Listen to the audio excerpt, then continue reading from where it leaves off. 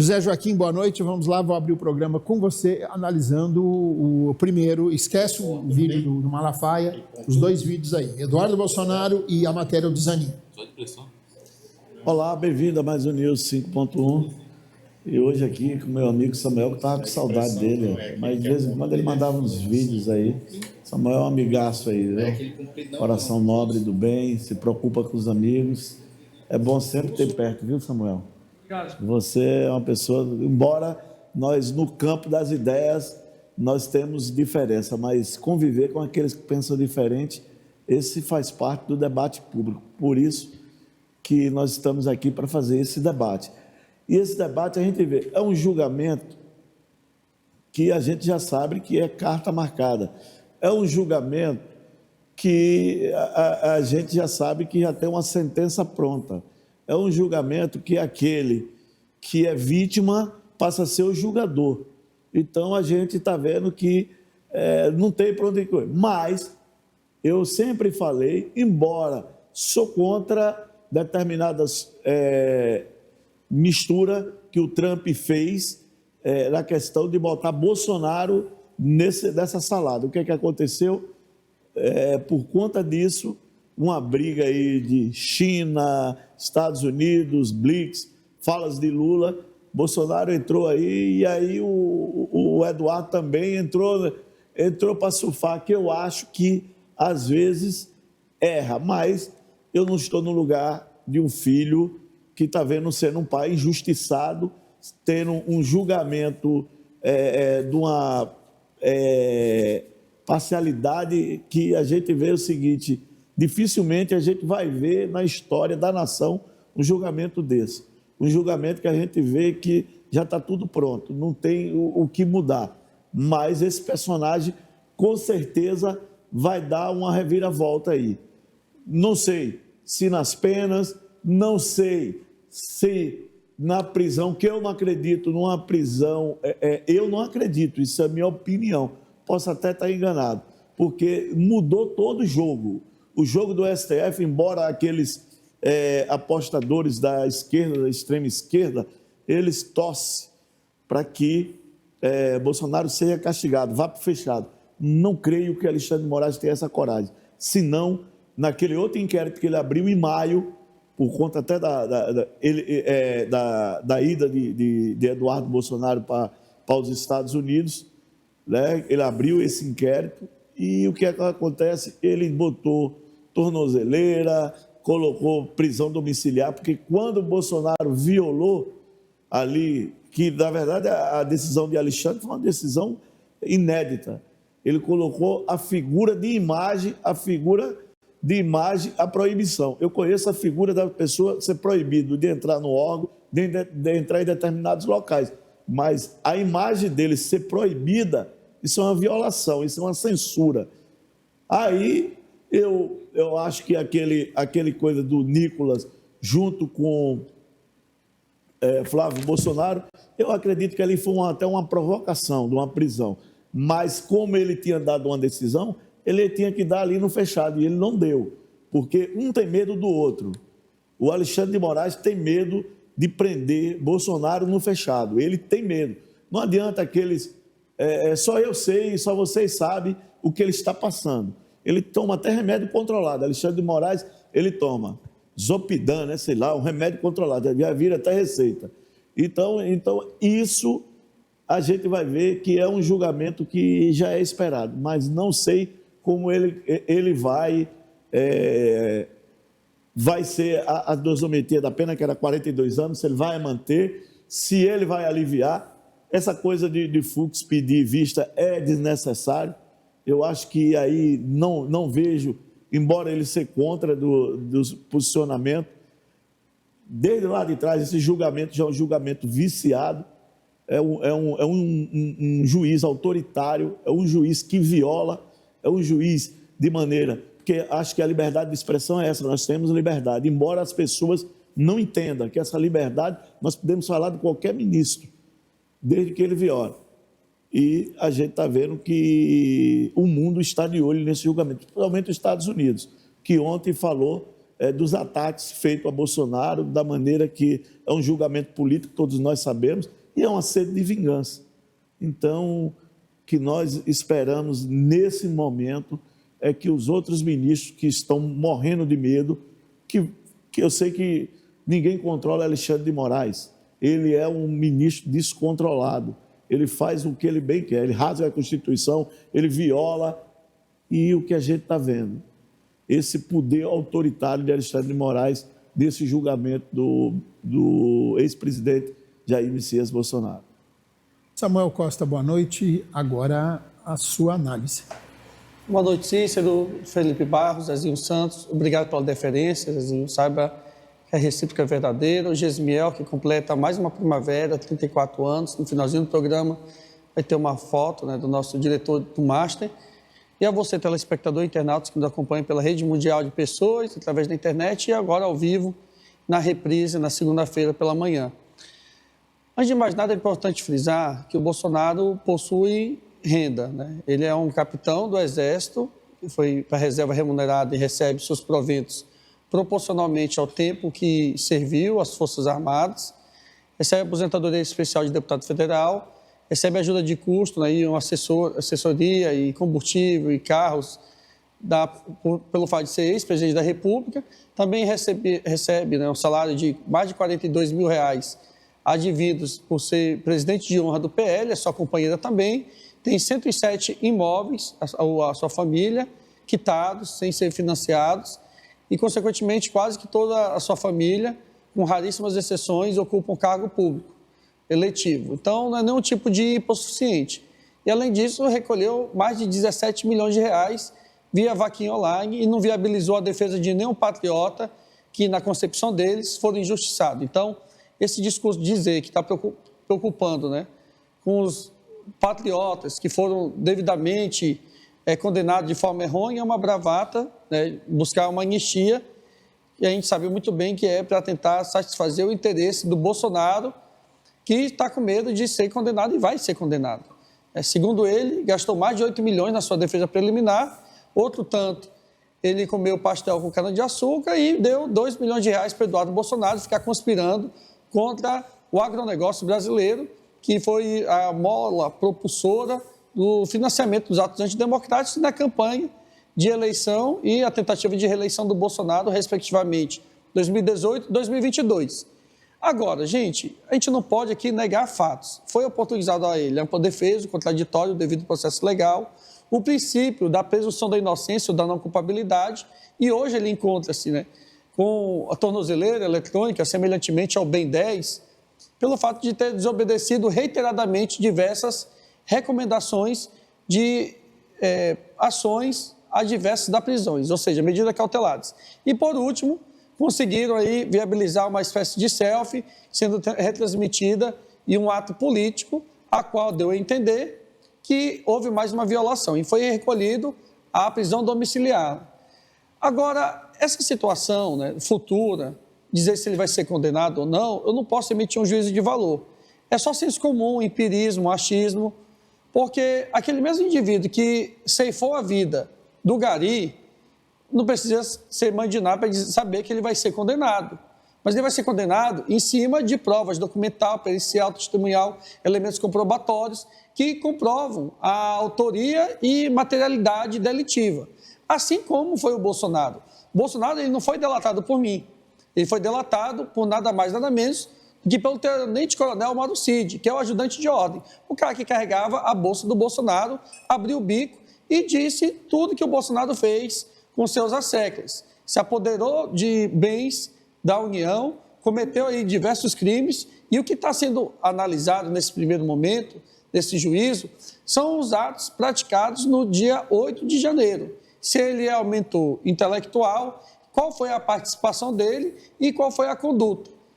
E quando esses 5 tipos penais são somados à luz das investigações da Polícia Federal, que é a Polícia Judiciária, e também pela denúncia da Procuradoria-Geral da República, essas penas somadas, desses 5 tipos penais, inclusive uma das leis foi sancionada pelo próprio Bolsonaro, ainda quando presidente da República, somadas ultrapassam os 40 anos de reclusão, ou seja, regime obrigatoriamente fechado.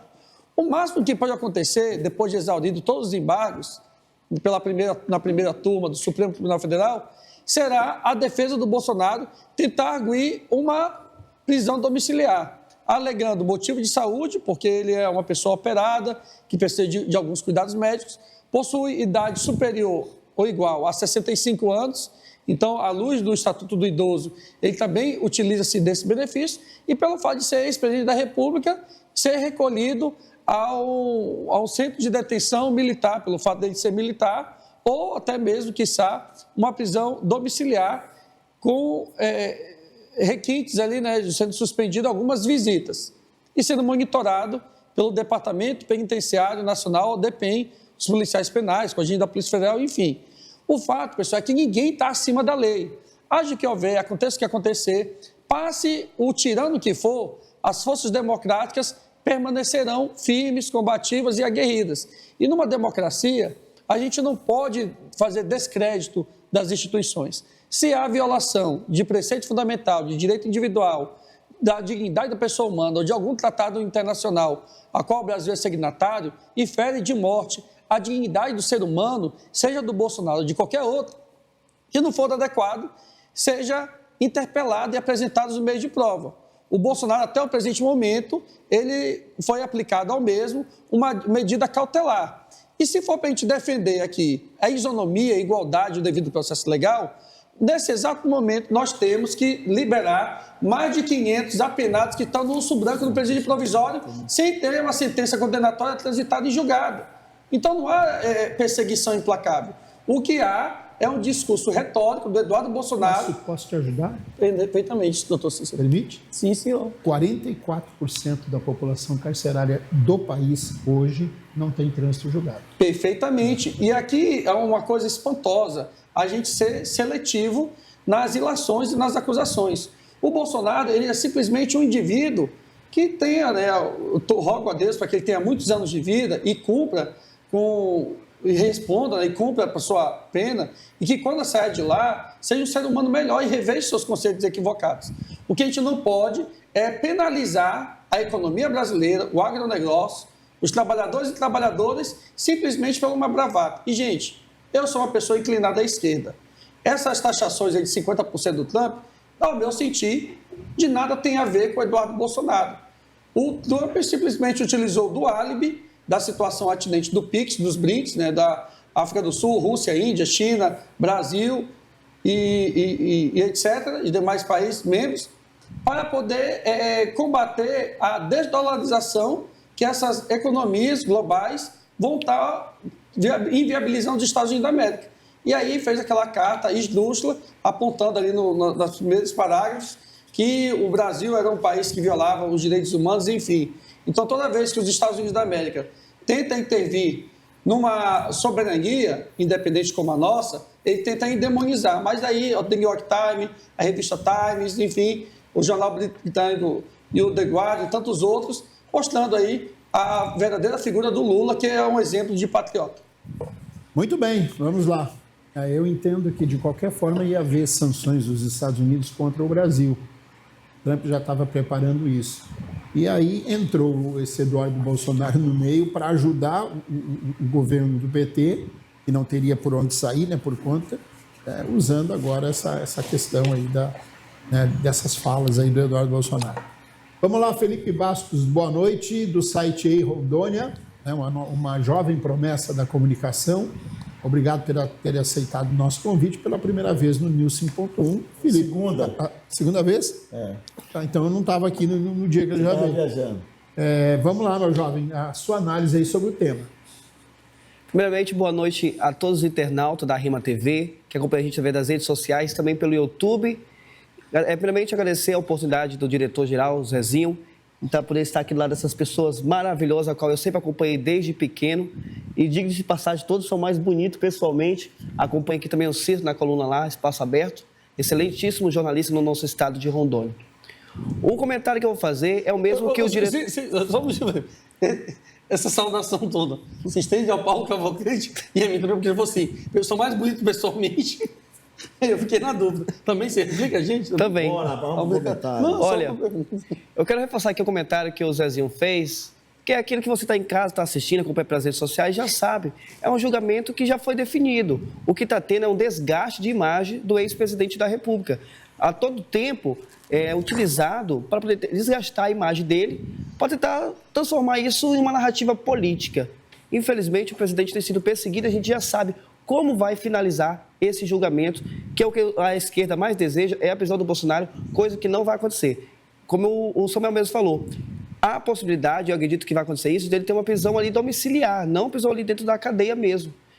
Ele deve ser julgado da forma correta, mas é um julgamento que já sabe qual é a narrativa, é perseguir, diariamente é perseguindo, é perturbando. Felipe, só uma pergunta aqui. Tu estava no evento do Lula, lá na frente do teatro, lá com os pessoal do PT. Eu acompanhei ali, na condição... Não, quem estava lá, quem agora mudou, que virou da direita. Não. Tu é esquerda ou direita? É centro, Eu estava dentro do evento ali, acompanhando. Na condição... Só uma dúvida. É porque eu vi lá no negócio do PT, ele me mandou... Ele me mandou uma foto fazendo o L do Lula. Agora já mudou o discurso... Mas é jornalista, ele pode ir não, pra eu onde ele sei, quiser. eu só estou perguntando só, mano. Ele tem liberdade. Eu sei que tem liberdade, desculpa. É porque parece que o Zé está forçando o menino a sair de direita. Eu, moça. Não, tu tá forçando, menino. Porque o Felipe é de convencer, esquerda. Samuel. O Felipe é amigo do Guilherme Boulos, da Samia Bonfim. Eu tenho o voto dele que o Guilherme mudou já, não tô entendendo mais. Mas é o direito que ele tem. Tu contratou ele para ser de direita? Não, ele pode fazer o comentário que ele quiser. É porque ele é da bom, esquerda, ele é bom, direita. ele inventa. Faz um discurso de esquerda agora aí, Felipe. O pessoal de cara que é o talento mesmo. Olha, primeiramente eu tenho um carinho especial pelo Samuel. O Samuel, inclusive, estava sem telefone quando o presidente Lula veio aqui. E lá não teve a comparação, ele veio deixar diversas emendas aqui no local. O Samuel, que disse que é de esquerda, não compareceu no evento. Por quê, Samuel? Você ficou com medo de aparecer ali junto à foto com o Lula e os demais pessoas de esquerda aqui no estado? Não, Felipe. Eu acho que não, né? Estava em Recife, tu não lembra não, que estava na praia lá, Não. trabalhando? Não lembro, não. Eu sou advogado. Eu estava ali naquela condição de Mas eu jornalista sou de esquerda. para poder acompanhar o evento. Por que você não foi para o evento, então? Mas eu sou obrigado aí. Por que você não foi? Mas por que eu sou obrigado aí? A Fátima Cleide também não foi aí, ela não é de esquerda. Gente do É voo, céu. não tem avião, Felipe. Agora tu tava com o PT, com os pessoal tudo da Unir. Eu posso postar a foto aqui ou tu vai ficar com raiva se eu postar? Eu estava Não, só não dizendo tem nada a ver, vocês. Samuel. Não, eu tô falando de Vem, então vambora. ele tá infiltrado. Ele é infiltrado, então. Bora, Felipe, Não, conclua, o Zezinho Felipe. contratou o Felipe Bora. para sair de direita. O Felipe é de esquerda, gente. Olha, pessoal, Bora, Felipe, conclua. perante a câmera aqui, o Samuel é de esquerda, mas lá no fundo do coração ele é de direita. Infelizmente, esse é e quer aqui fazer narrativa. Ele errou na vida dele, eu não errei, não. Eu confesso, sim, cheguei a votar no presidente, cheguei a votar, só que eu percebi todos os erros e perseguição que tem. Hoje, eu prefiro trabalhar do lado da verdade. Muito bem, Paulo Cavalcante. Paulo Cavalcante, boa noite. Agora a sua análise. Boa noite, Cícero. Boa noite, demais debatentes aqui do Insigne Programa News 5.1 da Rema TV. Boa noite, toda a equipe Rema, ao nosso amigo que faz aniversário hoje. Que Deus te abençoe e te guarde, te faça resplandecer o rosto sobre você, te dê a paz, muita saúde. E boa noite você que nos assiste de segunda a sexta, que aguenta os comentários do Buiú. Ontem o Buiú estava aí, né? Meu Deus do céu. Deixa eu falar com vocês uma coisa. Tudo é uma grande narrativa, né? É uma forçação de barra dos dois lados. Primeiro, claro que existe uma certa amizade entre família Bolsonaro e família Trump, mas é uma amizade muito distante. Nós estamos em dois caminhos diferentes. Não é que a gente é menor, não é nada disso. Nós estamos falando de um cara que é milionário, né, de um cara poderosíssimo, do cara que é a segunda vez que ele é presidente da maior nação do planeta, que tem maior poder de PIB, de bélico, de tudo, com uma história magnífica que é a história dos Estados Unidos. Quem é que não gostaria de morar nos Estados Unidos, né? Quase todas as pessoas gostariam, porque eu já estive lá, eu também tinha essa coisa, será que é bom, será que não é? É bom, gente. E é bom, lugar é bom. É bom por quê? Porque é organizado, é bom porque a lei funciona, é bom porque as pessoas se respeitam umas às outras, né? É bom porque onde termina a sua licença começa a do outro. Então, tudo isso começa pelo trânsito, né? No trânsito dos Estados Unidos, meu Deus do céu, a gente tem que reaprender a dirigir, né? A maneira, você tem que ficar ali, você tem que acompanhar um cara de lá e ficar uns 15 dias vendo ele dirigir para você reaprender a dirigir. O tamanho é as regras que existem, como eles se respeitam, como eles são tolerantes um com o outro. Mas, então, quando a gente fala de uma nação tão grande assim, nós não vamos falar que que, apesar do Bolsonaro ser quem ele é, do Brasil ter a sua importância, como ele tem, uma potência poderosa que é o Brasil no sistema agro, nós temos aqui riquezas naturais, minério, nós somos o país da commodity de tantas outras coisas. Mas não é isso. Na realidade, claro que ajuda muito o Eduardo Bolsonaro estar lá, está colocando a situação como está acontecendo. O problema é que quando acontece essa perseguição em cima das empresas americanas e também dos sites ali de notícias, essas coisas todas que aconteceram, esse bloqueio do X e outras coisas, isso chamou muita atenção do Trump, quando ele faz aquela análise que ele descobre o quanto de coisa errada estava sendo feita e como o Brasil estava se tornando um país muito à esquerda, que teria toda a tendência de se tornar comunista ou socialista. Ele não quer isso, porque isso vai atrapalhar demais a questão do mercado livre, vai atrapalhar demais a questão das divisas, né? Vai atrapalhar demais. É um país que nós temos aí o Oceano Atlântico inteiro à nossa disposição, né? Estamos perto do Pacífico também, então quer dizer, é muito perigoso você perder um Brasil. E o Trump não quer isso, então ele está batalhando para que isso aconteça. A questão do Alexandre, eu estava vendo os comentários, ouvindo os comentários do Zezinho e dos demais debatentes, a questão do Alexandre ter tomado essa decisão foi um tiro no pé. Eu concordo com o Zé na fala dele, quando ele fala que o Alexandre tem medo de tomar algumas decisões, tem medo de prender Bolsonaro na cadeia, então fica dando essas doses homeopáticas aí de tornozeleira, fica em casa, não sai daí, não pode postar, não pode isso, não pode aquilo. Isso beira o ridículo. Porque se é uma pessoa que não está condenada ainda, então você não pode ter essas atitudes com essa pessoa. O Brasil precisa levar a sério o sistema, o STF, né? O STF está virando cada dia, depois que se tornou uma televisão, o pessoal começou a ficar vaidoso, começa a ter que nem teve esses dias uma lavação de roupa. É muito triste isso, né? Para mim, os juízes deles deveriam ser mais reservados, eles não têm que ter posição nem à direita nem à esquerda, eles têm que ter a posição séria de julgar uma causa da forma como ela é. Chamar o que houve, a baderna que houve no dia 8 de janeiro de golpe é exagero demais, é uma forçação de barra desnecessária, ninguém precisa disso, a esquerda não precisa disso, né? O centro não precisa disso, a direita não precisa disso. Nós precisamos levar o Brasil mais a sério, acho que já enjoou essa coisa, sabe? Ficar, porque o Bolsonaro estava querendo algo, não estava querendo, essa minuta aí é ridícula. Houve vários comentários, conversa de boteco, ninguém peitou nada, o Bolsonaro ele saiu, ele nem passou a faixa pro Lula, ele saiu uma semana antes, foi para os Estados Unidos. Eu acho que foi até errado, eu acho errado, ele não deveria ter feito isso, deveria ter passado sim. Se houve roubo ou não, é problema de quem roubou, eu tenho que passar a faixa, eu tenho que honrar o meu país, o cargo do meu país, entendeu? Se apurou que 51% da população quer o Lula, então beleza, que seja assim. Então eu vejo que precisa parar, eu sou um cara centro-direita, gente.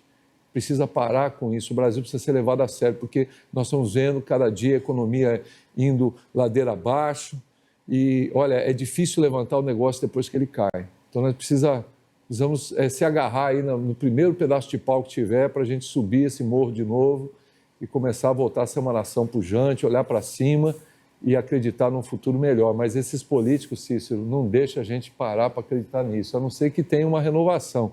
Tomara a Deus que venha uma renovação pela frente, que eu não aguento mais esse negócio de Bolsonaro e de Lula, viu?